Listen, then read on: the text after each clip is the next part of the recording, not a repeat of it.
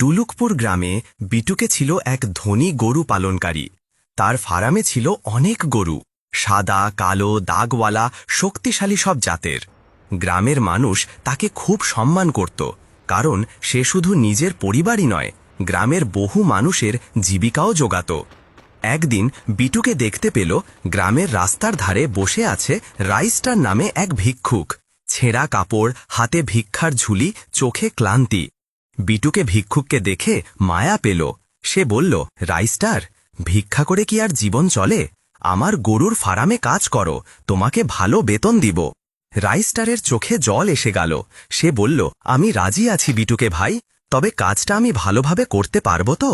বিটুকে তাকে আশ্বস্ত করল, তবে কয়েকটি শর্তও দিল। শোনো, আমার গরুর কোনো ক্ষতি হলে তোমার বেতন কেটে নেওয়া হবে।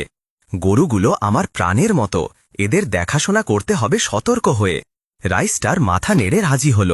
কয়েকদিন গেল, ভিক্ষুক রাইস্টার এখন গরুর পালক। সকালে গরুকে খাওয়াতো, মাঠে চড়াতো, পানি দিত।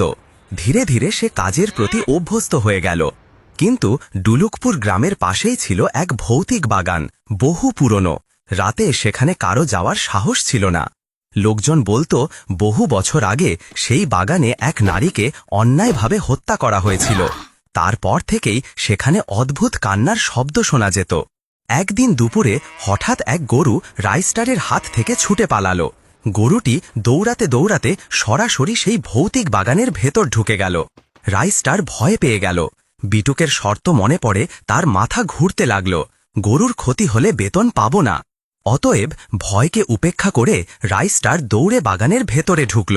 ভেতরে গিয়ে চারদিক অদ্ভুতভাবে নীরব, শুধু শুকনো পাতার শব্দ। গাছগুলো যেন অস্বাভাবিকভাবে কাঁপছিল। হঠাৎ তার কানে ভেসে এলো কান্নার শব্দ। রাইস্টারের শরীর শীতল হয়ে গেল। চোখ তুলে দেখে গরুর সামনে দাঁড়িয়ে আছে এক অদ্ভুত সাদা ছায়া। গরুটি ভয়ে দম বন্ধ করে দাঁড়িয়ে আছে। রাইস্টার সাহস সঞ্চয় করে বলল, হে আত্মা, দয়া করে গরুটাকে ছেড়ে দিন, এটা নিরপরাধ প্রাণী। ছায়াটি হঠাৎ রাইস্টারের দিকে তাকালো। তার চোখ যেন জ্বলন্ত কয়লার মতো। তারপর করুণ স্বরে বলল, আমি কোনো অন্যায় করিনি, আমাকে মেরে ফেলল, কেউ আমার দুঃখ বোঝেনি, তবে তুমি প্রথম সাহস করে আমার সামনে দাঁড়ালে। রাইস্টার কাঁপতে কাঁপতে বলল, আমি শুধু গরুটাকে ফিরিয়ে নিতে চাই। আমি গরিব মানুষ, কিন্তু মিথ্যা বা অন্যায় চাই না। আশ্চর্যজনকভাবে ছায়াটি ধীরে ধীরে মিলিয়ে গেল, আর গরুটি দৌড়ে এসে রাইস্টারের পাশে দাঁড়ালো। রাইস্টার গরুটিকে নিয়ে ফার্মে ফিরে এলো। সেই ঘটনার পর থেকে গ্রামে গুজব ছড়ালো, ভৌতিক বাগানের আত্মা নাকি শান্ত হয়ে গেছে, কারণ একজন সৎ মানুষ তার সঙ্গে সত্যি ও সাহসের সঙ্গে কথা বলেছে। বিটুকে পুরো ঘটনা শুনে অবাক হয়ে গেল। সে রাইস্টারকে বেতন দেওয়ার পাশাপাশি গ্রামের মানুষদের সামনে তার প্রশংসা করল। এরপর থেকে ডুলকপুর গ্রামের মানুষরা বলতো, সাহস আর সততার কাছে ভৌতিক শক্তিও হার মানে।